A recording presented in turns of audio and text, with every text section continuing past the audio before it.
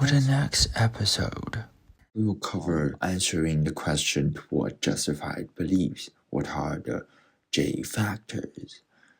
The two sides are evidentialists and reliabilism, or we can call it internalism and externalism. Evidentialists believe that it is the believer's possession of evidence for P, an experience that presents P as being true. According to evidentialists, if the coffee in your cup tastes sweet to you, then you have evidence that the coffee is sweet. On this view, evidence consists of perceptual, introspective, memorial, and intuitional experiences, and to possess evidence is to have experience of that kind. What makes you justified in believing that P is you having an experience that represents P as being true.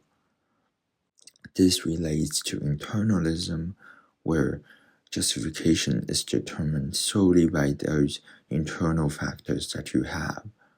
Some internalists believe that justification is internal because we enjoy a special kind of access to J factors. They are always recognizable on reflection. Others believe justification is internal because J factors are always mental states.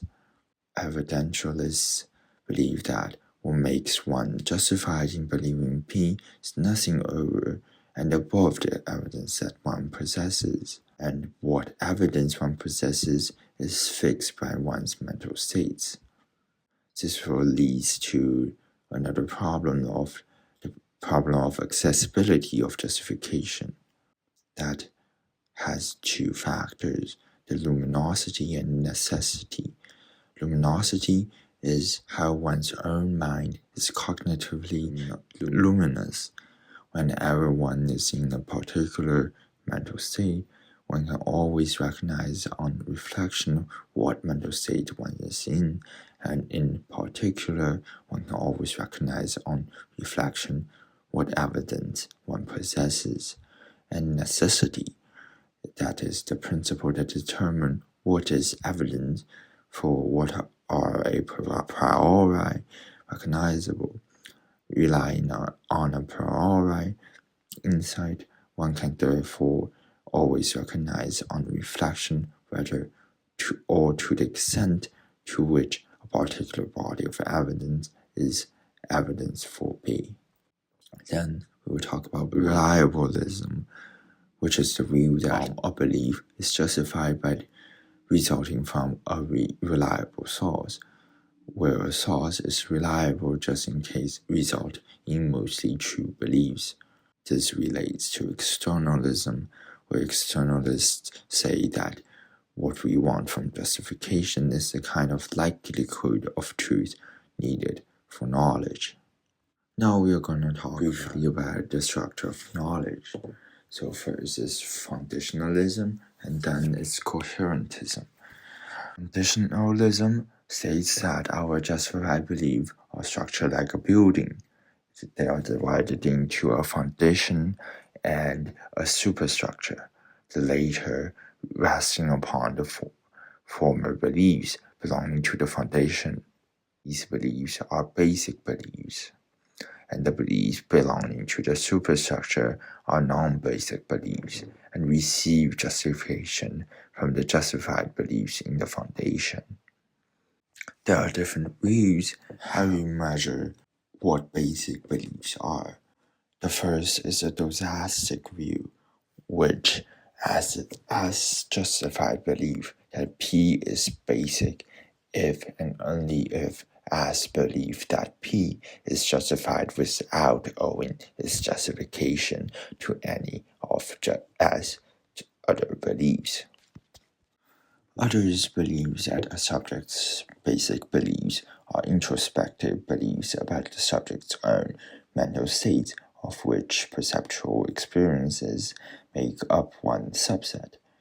Other mental states about which a subject can have basic beliefs may include such things as having an headache, being tired, feeling pleasure, or having desire for a cup of coffee.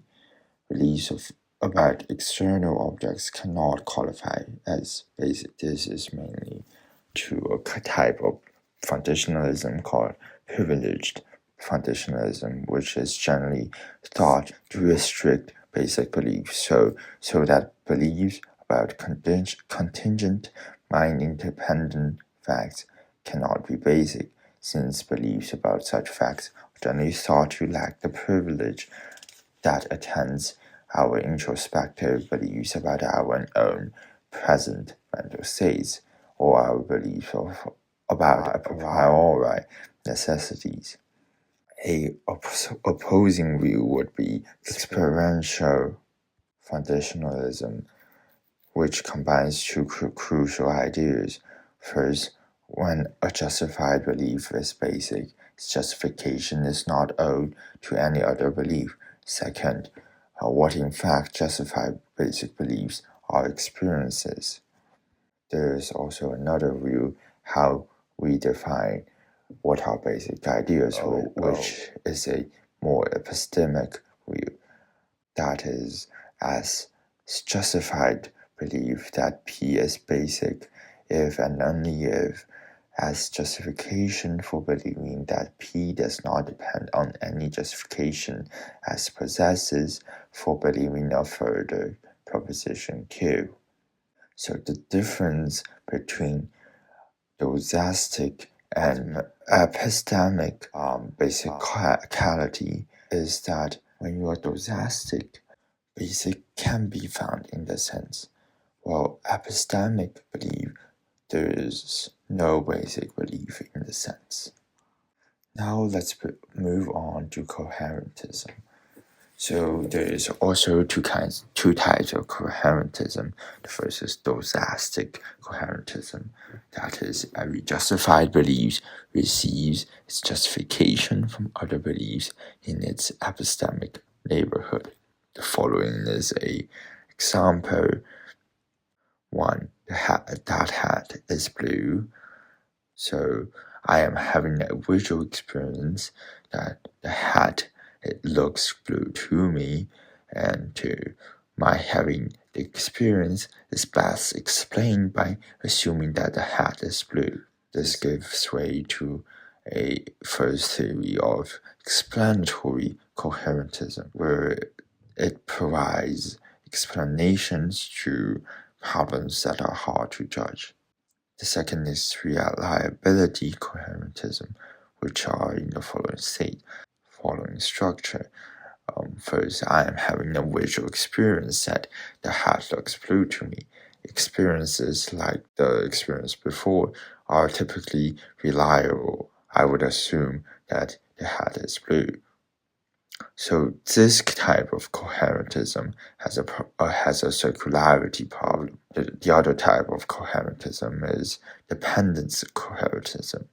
That is stated whenever one is justified in believing a proposition P1, one's justification for believing P1 depends on justification one has for believing some further propositions, such as P1, P2, and furthermore propositions. An argument supporting foundationalism is the regress argument. It is an argument from elimination with regard to every justified belief B1. The question arises of where B1's justification comes from. If B1 is not basic, it would have to come from another belief, B2. But B2 can justify B1 only if B2 is justified itself. If B2 is basic, the justifactory chain would end with B2. But if B2 is not basic, we need a further belief, B3. If B3 is not basic, we need a fourth belief, so on.